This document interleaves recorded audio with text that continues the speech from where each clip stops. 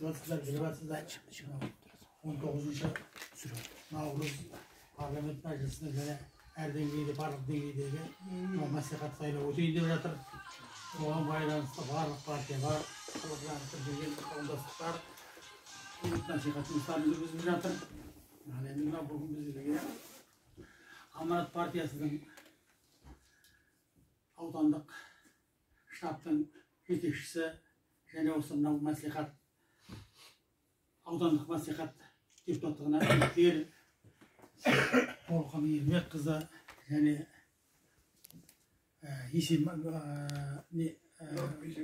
Нұрып Бейсенбай аудандық мәслихат депутаттығына үміткер және штаб мүшесі. Осы аталған азаматтармен бүгінгі сіздермен кездесу ұйымдастыру көзделген болатын, соған байланысты келіп жатыр. Және де мынау осы аталған штабтың мүшесі. Мен де сол мүшесі болып, Аманат партиясының мүшесімін. Осы жерде 4 сол штаб сайлау болды. Аманат партиясының мүшелері бар, қатысып отыр. Ал енді сөз кезегі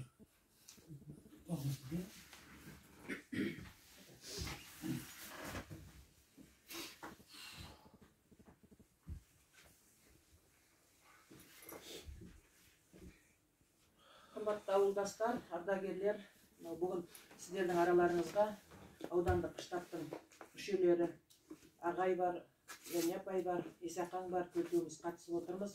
Ауданда жалпы мынау Аманат партиясы жанынан, Аманат партиясынан ұсынылған барлық деңгейдегі депутаттарды, мәжіліс депутаттығына үміткерлерді, облыстық, аудандық мәслихат депутаттарына үміткерлерді қолдау үшін штаб құрылды.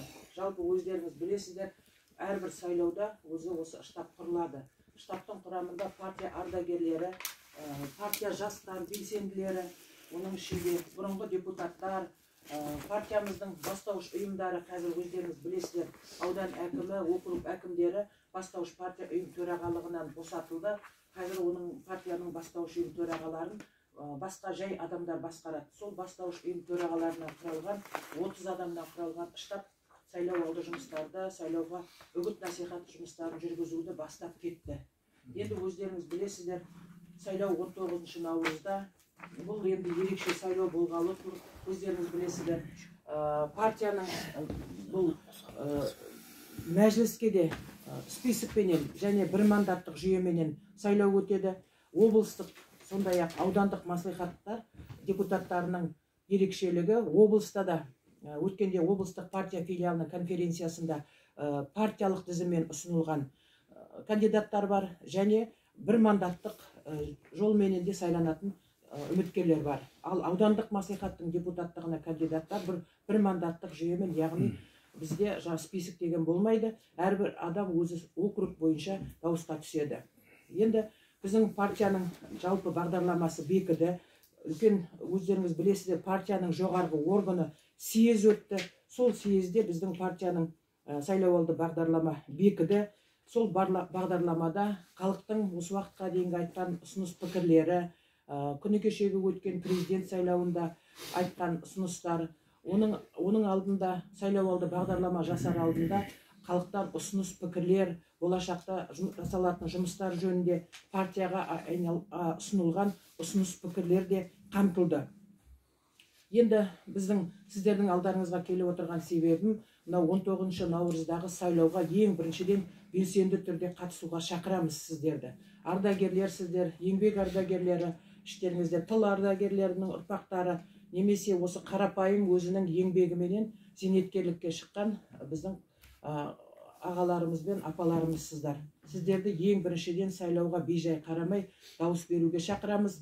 Енді кімге дауыс беретіндіктеріңіз, ол сіздердің конституциялық құқықтарыңыз, бірақ біздер өзіміздің партияны насихаттап және өзімізден түсіп атқан кандидаттарды баяндап өтуге құқылымыз. Біздің енді аудандық мәслихаттың бір мандаттық сайлау округіне 12 депутатқа үміткер жұмыстанып жатыр. Өзінің үгіт насихат жұмыстарын жүргізді. Үміткер ретінде тіркеліп, сенім білдірген адамдарын тіркеп, барлығы да сайлауға кірісті. Енді Миялы округі бойынша 2 үміткер бармыз. Бірі Исақаң Есенбай Нұрып Сәмекұлы, екіншісі мен. Біз 2 жаңа Миялы округінің жаңа сайлаушылары екі бағытта дауыс береді. Енді Жангелдин деген округ бар. Жангелдин округінен де түсіп атқан жігіт Ризабек, Амантай Ризабек деген жастар өкілі түсіп жатыр. Жас Қайрат округінен Алтыбаев Айбар деген жігіт түсіп жатыр. Көздіқарадан Альберт Аққайнанов деген жігіт біздің партиядан. Мен тек қана біздің партиядан түскен азаматтарды айтып жатырмын. Содан кейін мынау Тасшағылдан Темірғалиев Сайлаубек түсіп жатыр. Қаракөл Жамбыл дейтін ауылдық округтен Алтынзер Бақытжанқызы Баймұратова деген азаматша түсіп жатыр. Тайсойғаннан Керейіп Бауыржан деген жігіт түсіп жатыр. Сағыздан Сегізбаев Асылбек деген жас жігіт түсіп жатыр. Және Мұқырдан Мырзағалиева Венера деген қыздарыңыз түсіп жатыр. Енді өздеріңіз білесіздер, барлығы да өз округтеріндегі негізгі проблемалық мәселелермен танысып, жергілікті жердің жаңағы ардагерлерімен, осындай сіздер сияқты қоғам белсенділерімен кеңесіп, мәселелерін жинақтап, болашақта сайланып жатырсақ, осы мәселелерге назар аударуға бел болып жатырмыз. Енді шыны керек, мәслихат депутаты деген бұл атқарушы билікпенен халықтың арасындағы алтын көпір деп айтамыз. Бұл депутат деген біреудің үйінен қарын аршитын адам емес, біреудің үйіне көмір түсетін адам емес, немесе оның міндетті түрде қалтасынан оқи алмай жатқан баланың оқу ақысын төлейтін адам емес депутат деген. Оны бір жақсы түсіну керек қазір. Жаңа қазақта айтады ғой, көтере алмайтын шоқпарды белге байлама деп, біздің өзіміздің атқара алатын жұмысымызды ғана атқаруға біз уәде береміз. Атқара алмайтын жұмысты, мысалы мен өзім болсам, атқара алмайтын жұмысты атқара алмаймын деп айтамын. Біздің міндетіміз сіздермен осылай кездесіп, сіздердің айтқан ұсыныс пікірлеріңізді атқарушы билікке жеткізу. Атқарушы билік соны жасау керек. Егер жасамаса, біздер партиялық филиалда кеңестер, немесе тәртіп өзіміздің өңірлік кеңестерде сол бағдарламалардың орындалысы жөнінде, немесе ұсыныс беру арқылы фракцияның отырыстарында сол мәселелерді атқара алмаған атқарушы биліктің өкілдерін тыңдауға құзырымыз бар, партия мүшесі ретінде. Сондықтан біздің жаңағы жақсы түсінулеріңізді сұраймыз. Енді егер де сайланып жатырсақ, Миялы округі бойынша мәселелерді, сіздердің қойған мәселелеріңіз, сіз сияқты басқа тұрғындардың мәселелерін атқарушы биліктің жаңағы атқарушы билікке жеткізіп, сол мәселелердің шешуі жолында ұсыныс пікірлерімізді білдіріп, өз деңгейімізде үлесімізді қосамыз деп сендіреміз. Енді қазір барлық уақытты мен алмаймын. Ардагерлердің арасында да біздің жаңа екі ағай мен апай өкілдеріміз бар, штаб мүшелерінен. Өтеуғали ағай бар, бұның сыртында Сары Гүлшара деген азаматтар мен азаматшалар бар. Біз өз өңірлерімізде, өзіміздің округтерде, басқа округтерде де үгіт насихат жұмысын жүргізіп келе жатырмыз. Енді қазір сіздердің қатысуларыңызбенен Есақан келіп отыр. Есақанды да тыңдауға болады. Жалпы біздердің жаңа мақсатымыз барлық тұрғындарды мүмкіндігінше қамтып шығу. Ұжымдық жиналыстар, мекеме жиналыстар, немесе есіктен есікке үйге барып, үйден шыға алмайтын адамдарға сол жағдайды айту, немесе жаңағы видео обращение дейді, жаңағыдай әлеуметтік желі арқылы ұсыныс жинауға болады. Міне осындай бірнеше үгіт насихат жұмысын жүргізудің форматтары бар. Енді менің қысқаша айтайын дегенім осы. Барлығыңызға сәттілік тілеймін. Дендеріңіз сау болсын, отбасыларыңыз аман болсын. Енді 19 наурызда бір кісідей дауысқа қатысайық дегім келеді. Рахмет. Құрметті ардагерлер, енді өздеріңіз білесіздер, мен де сіздердің қатарыңдамын. Жас болсам да, осы 45 жасынан бастап мына қорғаныс саласының ардагерімін. Осы ардагерлер арасындамыз.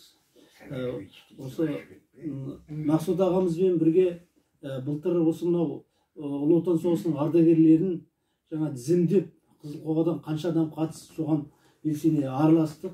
Военкоматта қызметте болғаннан кейін олардың жаңағы мынау біздің Арман мәдениетінің ар жағындағы анау даңқтағы біздің ардагерлеріміздің оралмаған, соларға қолымыздан келгенше үлесімізді қостық. Енді мына сіздердің алдарыңызға шығып тұрған себебімнің өздеріңіз білесіздер. Мен 3 жылдан бері мына Ойыл өзен мәселесін көтеріп осы мәселені айналысып жүріп, соны енді құрметтеп, әйтпесе асып баратқан ештеңем жоқ. соған байланысты осы кішкене белсенді деп, экобелсенді деп осы мәселеде маған енді осы депутат болуға ұсынған болатын. Неге десеңіз, 2020 жылы мынау депутат, алғашқы депутат сайланған мезгілде мына праймериз жобасы деген болды Аманат партиясында. Сонда мына ауылдық округтерге аралау үшін енді мына жергілікті атқарушы органдардан мына партия мүшелерінен қолдау көрсету үшін барған болатын. Сол мезгілде Альберт Аққайнанов жолдас осы Аманат партиясына кіріп, сол мәселені жаңа көтерсеңіз қалай болады дегесін, соған кірген болатын. Сол 3 жылдан бері осы Аманат партиясының мүшесімін. Содан кейін енді қоғамдық кеңестің мүшесі қылып ұсынды. Сол бір жағынан қоғамдық кеңестің мүшесіміз, жаңа төрағамыз, жаңа Және апамыз отырды ортасында. О жөнінде де біз мәселе көтеріп жүрміз. Енді мынау депутаттықтар мынау уақытынан бұрын таратылып, қайта мына сайлау жүріп жатыр ғой. Соған байланысты мына аудандық мына Миялдан осы мынау Қалидос Мұхамбетов атындағы нөмірі 2-ші сайлау участоктігінен түсіп жатырмын. Соған енді күні кеше мен осы Атырау қаласына барып келдім. Осы Ойыл өзен мәселесін көтергеннен кейін соған байланысты мына экология және табиғи ресурстар министрі Зүлпия Болатқызы Сүлейменова келді өткен аптада. Соған қатысып, білесіздер, біздің ауылдың жанашыры, ой жанашыры Едіге Сабуров деген ағамыз. Осы ауылдың апай да бәрі, Жұмапай да бәрі де осы ауылдікі, осы жерде туған. Сол кісі бізге көп көмектесіп жүрген болатын. Сол екеуміз кіріп, осы мәселені көтердік. Енді бұл бәрімізге ортақ болғасын айтып жатырмын енді. Біз сол мәселені көтеріп, 19 пункттен тұратын 11 беттік осы өзімнің жазып, осы мәселе жөнінде тапсырдым. Және осының біздің Ойыл өзені мәселесі жөнінде жол картасын жасау жөнінде ұсыныс бердік.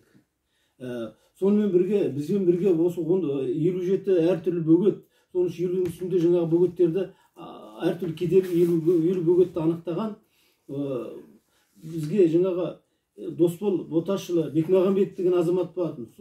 Сол кісі көп бізге көмек жасаған. Енді сол күні кеше мына вице-министр болып тағайындалып жатыр. Бұның несі дегенде, өздеріңіз білесіздер, біздің Қызылқоғаның негізі мына ауыз суға байланысты. Сол жөнінде мына Қызылқоғаның жүйесінің су жүйесі болсын тапсырдым. Енді өздеріңіз білесіздер, қазір Миялы ащы су ішіп отырмыз. Мен өткенде мына санэпидке қағаз жазып, біздің мына Миялдағы 11 скважинаның, қазір жұмыс жасап тұрған 9 скважинасының бұрын мына су айдау насосынан алады екен. Анализді. Мен айттым, әр скважинадан алайық. Сонда оны қай скважина ащы тұщылығы білінеді дегеннен кейін санэпидтің бастығы сол тапсырмасын беріп, анаяқпен келісіп, сол 9 скважинадан химиялық құрамын алды. Сонда 2 скважина ащы екен, өте ащы. Ол 7-ден аспау керек, біреуінде 8, біреуінде кермектілігі 2-ден аспау керек, біреуінде 4. Бұл айтқан 2 скважина өте ащы суды айдап тұр. Кермек. Білесіздер ғой? Мұна 7 скважина 2-і кермек вообще. Соны араластырып айдап тұр. Қазір өзіңіздер білесіздер, көзіміз құдықтан тұщы су ішіп отыр. Енді соған байланысты мен өткенде кеше кімге барғанда, министрге барғанда, соны ащы судың скважинасының анализін 2-ден ащы шығарып алып кетіп, біреуін бердім. Ондағы мәселеміз не? Ондағы мәселеміз біздің біздерге өздеріңіз білесіздер, біздер мына Қарасудан су алып отырмыз. Мынау Қарасудан су. Енді мынау Батыс Тайсойғаннан 4,7 миллиард теңгеге осы ақшасы қаралып, былтыр 2022 ноябрінде басталу керек еді. Әлі басталмай жатыр. Соны бастау жөнінде тезірек бізге Миялға тұщы суды қосып беріңіздер деген әңгіме айттық. Негізі дейтін болатын Қарасудың мембранный тұщы су қондырғысы қондыру керек. Бірақ ол дейтін 5 жыл болды, әлі қондырылған жоқ. Оны қондырғанның өзінде 25% былай атқот ретінде шығарып тастайды екен. Оған біздің суымыз жетпейді деді Қазсушардың бастығы Аслан деген азамат. Енді сондықтан не істейміз? сондықтан мынаны тезірек қосу керек. Неге десең, қазір біздің мына денсаулығымызға білесіздер, бүйрекке таспайлану, өтке таспайланудың мәселесі осы ащы судан ішуден жатыр. Сондықтан жаңағы осы мәселені шешуге мына жол картасы жасалып, тезірек жұмыс санатын боламыз енді. Осыған жұмыс санатын боламыз. Енді одан басқа енді өзіміздің тікелей белсенді ретінде араласып жүрген жұмысым болғасын айтып жатырмын. Егер одан басқа енді мәселелер туындайтын болса, соны мына жергілікті атқарушы органға, не құзырлы органдарға жеткізіп, соны жаңа әлеуметтік желі арқылы мына халыққа хабарлап отыруға атсалысатын боламыз. Депутат қылып сайлап жатсаңыздар. Бірақ депутат жаңағыдай толқын айтып кеткендей, ешкімнің қарын күреп бермейді, біреуге жаңағыдай бір жағдай жасап бермейді. Бірақ ол тек қана жеткізуші. Қоғамдық кеңес болсын, басқа болсын, тек қана халықтың үнін билікке жеткізіп, соның шешілуге, орындалуға соңына дейін жаңағыдай мына қағаз жазып. Қазір өзің білесіздер, біз мына тек қана қағазбенен осы заң тұрғысында соны жеткізуге тырысатын боламыз. Соған енді сіздерге қолдау білдірулеріңізді сұраймын. Енді біздің жалғыз біздің Аманат партиясы емес, Байтақ бар, экология, тағы басқалар бар. Солар қатысып жатыр. Енді оны өздеріңіздер жаңағы кімге дауыс бересіздер, таңдап аласыздар. Соған енді біз мына жиналып отқан себебіміз осы, қысқаша айтқанда. Бірақ енді мына өздеріңіздің жасап жатқан жұмыстарын таныстырып кетіп отырмын. Жақсы, рахмет.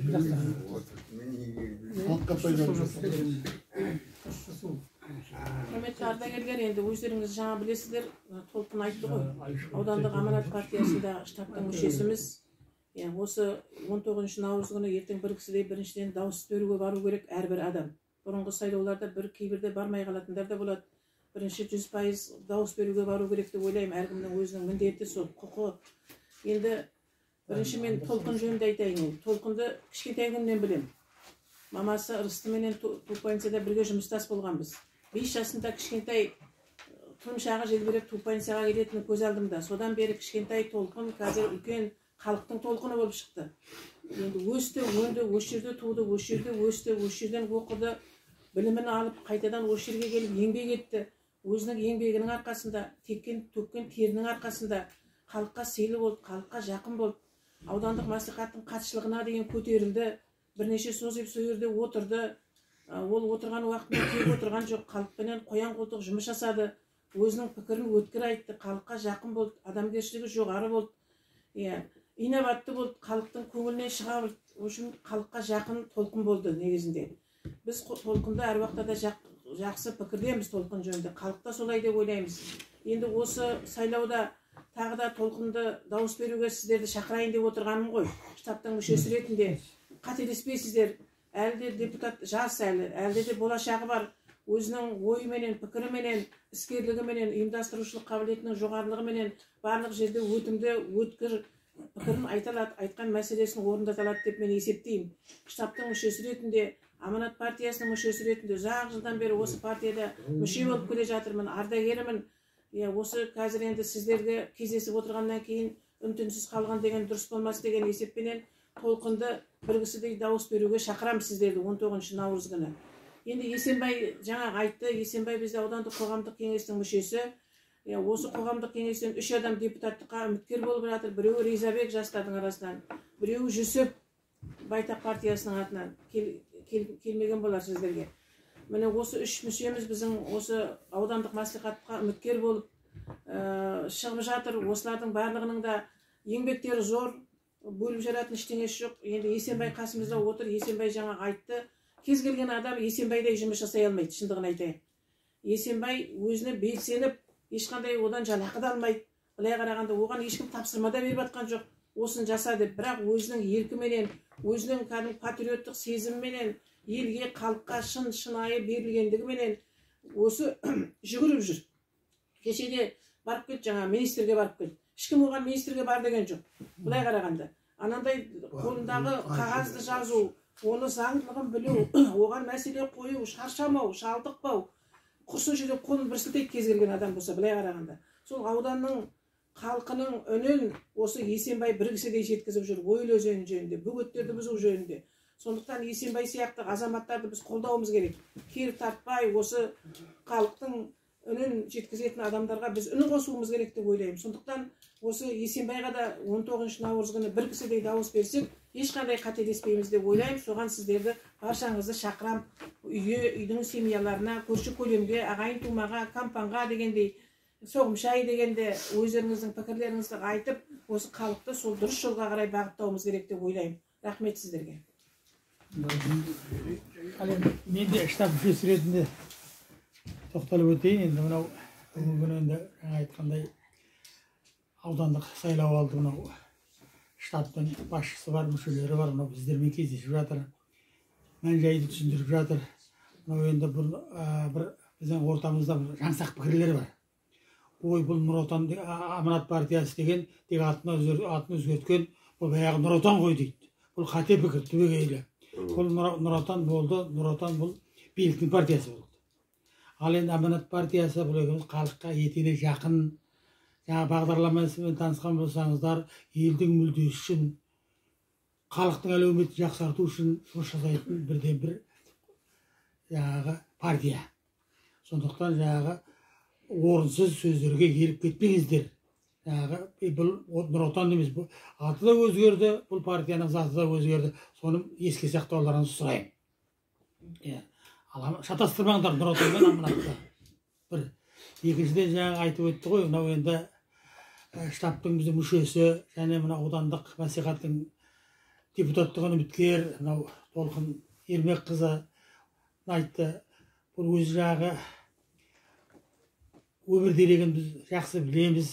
Бұл осы ауылдың, осы ердің тумасы, осы жерде білім алды, жұмыс жасады. Көп жылдар мынау аудандық мәслихаттың хатшысы болды. Бұл кезде біздің ауданымыздың жалпы дамуына, халықтың әлеуметтік жағдайының жақсаруына бірден бір үлес қосқан азамат деп айтуға болады. Өздерің білесіздер, мынау біздің ауылымыз осыдан 20-30 жыл қандай еді. Су жоқ, жол жоқ, газ жоқ еді. Ал енді осы қазір енді шүкір бәрін енді қанағаттымыз керек қой енді. Ал осындай жағдай, халықтың әлеуметтік жағдайының көтеруіне бірден бір мен себепкер болған осы Толқын Ермекқызы деп есептеймін өзім. Алға қарай да көп нәтиже күтуге болады. Егер де депутат аудандық аудандық мәслихаттың депутаты болатын болса, болып сайланса, жаңа өзі де айтып өтті ғой, қолдан келгенінше, мүмкіндігінше мынау аудан халқына қызмет етті деп мен есептеймін. Сондықтан енді Толқын Ермекқызына 19 наурыз күні ардагерлеріміз бар, бір кісіде дауыс берейік. Ардагер деген сөз, ол енді былай қарағанда семьядағы старший, орысша айтқанда. Сол енді қалған семья, қалған отбасының мүшелері сол кісінің айтқанына ереді, еруге тиіс біздің қазақы дәстүр бойынша. Сондықтан отбасыларыңызға мынау бір кісідей дауыс беруге шақырыңыздар, дауыс берейік. Аманат партиясы дауыс берейік. Соның ішінде жаңағы мынау мәслихат депутаттығын үміткер Толқын Ермекқызын қолдайық. Мен солаған шақырам, өзім және дауыс беремін. Екінші Есенбай жөнінде де жақсы әңгімелер айтты, жақсы пікірлер айтты. Бәрі сіздердің көз алдарыңызда өтіп жатыр. Жасыратын жоқ. Мынау осы 1-2 жыл турсында өткен 19-20 жылдары ауылда мынау мал ішетін су болмай қалды ғой енді. Соған жаңағы Есенбайдың жаны ашып, осы мынау ойылды жағалап, соны жаңағы фотоға түсіріп, мынау малдың ішіп жатқан суларын көрсетіп, өте қиын жағдай болып жатқанын, ауру тарап жатқанын, соны бар мүмкіндігінше жоғары жаққа жеткізуге жұмыстанды. Аудан әкіміне кіріп бірнеше рет аудан әкімнің экспедиция ұйымдастыруына да себепші болды. Экспедиция ұйымдасты. Бірнеше рет Ойыл өзенінің бойына шығып қайтты, көздерімен көріп қайтты. Жаңа айтқан су ресурстарының басшысы, комитет басшысы келді. Сонымен бірге аралады. Сонда анықтағаны 57 Ойыл бойында 57 бөгеттің заңсыз тұрғызылғаны анықталды. Енді соны жою жөнінде көптеген жаңағы мәселелерді көтерді, жұмыстанды. тіпті сотқа дейін барды. 2 рет Ақтөбе облысының, Атырау облысының әкімшілік сотында бұл кісінің материалы бойынша істер қаралды. Ал бар мүмкіндігінше жұмыс жасап жатырған азамат. Әлде де жұмыс жасайтынына сеніміміз мол. Жаңа айтты ғой, және ешқандай ақылсыз, пұлсыз, ешкімнің тапсырмасыз өз бетімен халық үшін еңбек етіп жатқан азамат деп. Ал бұл азаматқа да дауыс беруге сіздерді шақырамын. Дауыс берейік бір кісідей. Осы кісілерден айтып жатқан осы 2 азаматқа дауыс берсек, қателеспейміз деп өзім есептеймін. Ал бәріңізді осы 19 наурыз күні бір кісідей дауыс беруге шақырамыз. Қалыс қалмаңдар, бәрібір деп жатпаңдар. Бәріміздің дауысымыз қымбат саналады. Сондықтан бәрібір деген әңгіме болмау керек бұл жерден де. Не болғанда да отанымыздың, ел мемлекетіміздің болашағы үшін мәжбүрлеу жоқ қой. Сол жүрек қалауы бойынша дауыс берейік. Ал мен өзім Аманат партиясын қолдаймын. Ал рахмет тыңдағандарыңызға.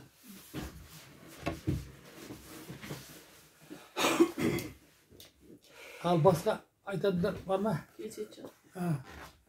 Енді әкім және айтып отыр, және мынау облыстық штабтың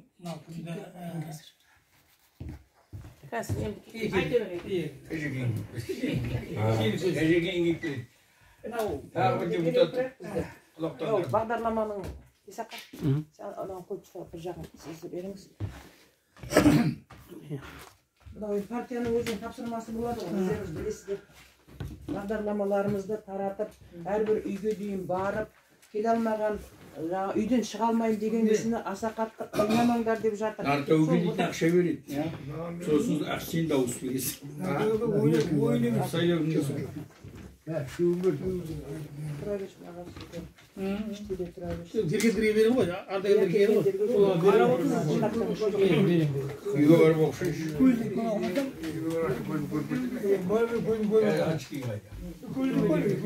Сосын менің штабтың жанында біздің қоғамдық қабылдау бөлмесі деген бар. Ішінде ұсыныс пікір жинайтын жәшік бар. Жаңа алып келуім керек еді, негізінде соны. Егер ұсыныстарыңыз болса, айтатын. Соларды шығайды. Сол айтайын деп, менде жаңа ұсыныс пікірді былай сіздерге сайланып жатыр. Құтты болсын. Мынау енді күнделікті свет. Мынау су деген мәселесі мынау. Ал енді күнделікті аресту деген артып, 250-300 миллион су тартпайды. Ал енді осыны бір программаларыңызға кіргізсеңдер. Ал енді жас барып сөз пікіріміз болады, үнемі іште болады. 2 бөлек пе? Жоқ, бәріміз біргеміз біз. Есенбай екеуміз біргеміз. Ол дейтін, мен мысалы Есенбайға дауыс беруге шақырамын, өзіме де шақырамын. Біздер бір партиядан түсіп жатқан, екеуміз 2 округтеміз. Біздер біреу киімдерім жарасады екен. Енді ызданияларым сарыны аққая. Березовый мынадай қыл деп жатыр, мынадай. Березовый қыл деп жатыр. Жаңа ағайдың айтуы дұрыс, жаңа ол бір сөзді қояды, Аманат партиясы съезден бастап сол аты өзі отыра бер жағы. Барған жерімізде айтып жатыр. Халық әлі Нұр Отан деп ойлайтын болды дейді. Енді сендер де халыққа солай дәлелдеңдер деп жатыр бізге. Бұрынғыдай сендер бәрі болады, басты изеп тек дауыс берсең болды, ананы қатырып өтірік уәде бермеңдер дейді. Өтірік уәде бермегесін партияның атына да ол жаңағы нұқсан болып жатыр деп. Солай деп жатыр. Енді март-апрель күн жылынса ремонт жасау жоспарда бар ғимаратқа. Сол енді жаңа нышанға келеді. Зеленыйға келеміз, зеленыйға. Біздер енді Толқын екеуміз екі неден түседі? Толқын Арманнан түседі. Мен мына Қали Досмұхамбетұлына жаңа мектебі бар ғой. Жолдың мына ақ бетіне мен түсіп жатыр.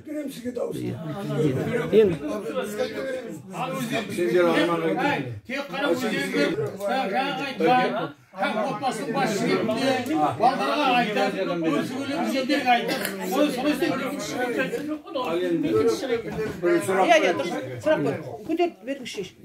сұрақ бар еді. Мына Есенбай өзі біледі ғой, мына Тайсоғаннан жаңа суды тарттырамыз, қалайды келтіреміз дейсің. Ал енді соған 2 қашалды Тайсоғаннан 1 қашалды Барлыбайдан қондырады деп жатыр. Сонда су келе ме бізге, болашақта су орып кетпей ме? Соған қандай ықпалдарыңыз бар? Ал соны бізге хабарлап отқан адамдар осы халықтың Тайсоғанмен бір мәшһүре өткізіп кетті дейді әлгісі. Облыста бір құмар дейді отырған. Мен атағым шығарам соның қашалқаны қондырып деп. Сол енді мында келіп халыққа кішкене дүмпу болып кетпеу үшін не жасап дейді, кездесу жасаймыз деп. Сонда халық көтеріліп кетсе қалай болады дейміз. Дұрыс айтып отырсыз. Осыдан Арманда мына Миял ауылдық округінің әкімі мына ертең сот болады, сонда да айтады. Соты болған былтыр. Сонда осындай сонда мен қатыстым. Сіз де қатыстыңыз ғой. Сонда осы мәселені мен көтердім. Неге десеңіз, жасыратын жоқ. Біздің мына Тайсоғаннан Тасшағылдың бойынан бір бройлар келіп, мына мұнай өндіреміз деп қазып, халық қарсы болып кері кетіп қалған бар. Сол сияқты жаңа осы мәселені былтыр мына тағайындалып келгеннен кейін аудан әкімі жаңа Қанат Әзімхан тағайындалды. Мына мұнайшыларды шақырып осы жерде жиналыс өткізді. Сонда да сол мәселені сол кезде де көтердім.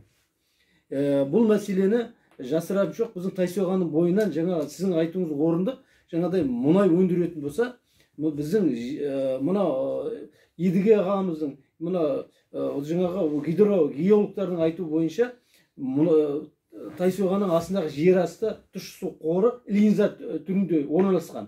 Бұлай айтқанда 15-20 метр жерде тұрған. Егер ол беткі қабатта жатыр. Ал егер жаңа мұнай өндіретін болсақ, ол жаңағы мына ешбір мұнай өндірген жерде тұщы су болмайды. Тұщы судан айырылып қалуымыз мүмкін.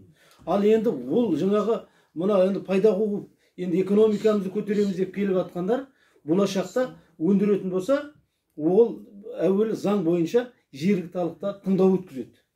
Ал сол мезгілде тыңдауда жаңағы тыңдау өткізіп, жаңағыдай бір 5-6 адам жинап алып, жаңағы протокол толтырып, бәрі за болды, бәрі жаңағы келісті деп өткізуге біз оған қарсы болуымыз керек. Ол жаңағыдай мына Арман сияқты мәдениет үйінде, ана үлкен жерде, немесе Тайсоғанда болсын, басқа жерде болсын, халықты құлағдар қылып, халықтың жаңа талқысына салып, сол протокол толтырғанда, қаттама толтырғанда кімнің міненесі толтырылып, қарсы болатын болса қарсы болып, жоқ бізге дейтін судың керегі жоқ, біз мұнай ішеміз, мұнайды жаңағы мұнай пайдаланайық дейтін болса, онысына айтып, кім не айтады, соның бәрі қатталу керек. Ал енді қаттамаға ешкім қарсы шыға алмайды. Сондықтан жаңағы бәрі заң түрде біз әлгі елге көтеріп, жұрт шулатудың қажеті жоқ. Бәрі жаңағы олар жаңағы елдің тыңдау өткізбей, кез келген құрылыста жаңағыдай мұнайшылар да жасай алмайды. Заң солай. Сондықтан жаңа ертең тыңдау өткізу келсе келсін, сол мезгілде өздеріңіздің пікірлеріңізді халық айтсын. Мүмкін менікі қарсы болар. Мүмкін сіздер қолдап мұнай өндіруге қолдайтын шығарсыздар. Ол өздеріңіз жаңағы сол жерде айтылу керек. Ал солай. Халық мұнай өндірудің нетпейді, қолдамайды ғой. Енді қолдамай ма әркім біледі ғой. Соны жаңағыдай жасырын өткізіп кетуіміз шағын ауыл ондайға жол бермеуіміз керек. Жол бермеу керек. Ал енді құрметті ардагерлер, тағы бір мәселе мынау естігендеріңіз болар, естімегендеріңіз болар. Мынау парламент мәжілісінің депутатына біздің облыстан жаңағы бір мандаттық жүйемен әділ Жұбанов дейтін азамат түсіп жатыр. Оның біздің аудандағы штабтың басшысы Жәния Басқанова Қалиқызы. Сол жаңағы сол жөнінде осы азамат жөнінде жаңағы өзінің пікірін айтайын деді. Мынау енді жаңа аудандық мәслихатқа үміткерлер жөнінде кездесу өтіп жатыр ғой енді. Енді мен жаңа айтқандай, мақсат айтқандай, Қазақстан Республикасының мәжілісіне депутаттыққа үміткер Әділ Орынбасарұлы деген азамат шығып жатыр. Сол кісінің ауданда құрылған штабының басшысымын. 5 адам бар қарауымызда. Барлық округте 3-тен адам бар. Штабтар құрылды. Өткенде елге келіп кетті. Қатысқаныңыз болар, қатыспағаныңыз болар. Осы аудан бойынша Тона Жамансор Жантерек елді мекенінен бастап 10 кездесу өткізіп кетті Тасшағылға дейін. Адамдарменен келіп. Енді бұл кісі жаңа айтқандай 12 адам бір мандаттық неменен өтіп жатыр. 12 адам. Бір орынға. 12 адамнан Біз жүре берейік.